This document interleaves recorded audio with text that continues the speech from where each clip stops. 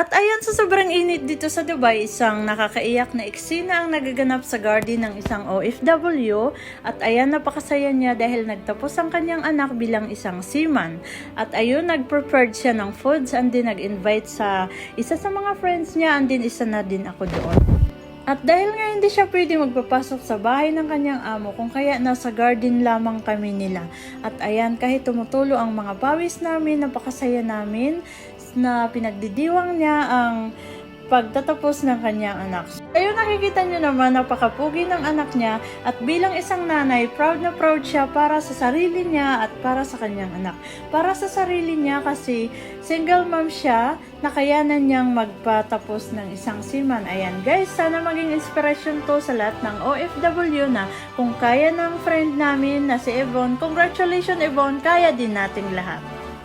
Please like and share. Thank you so much.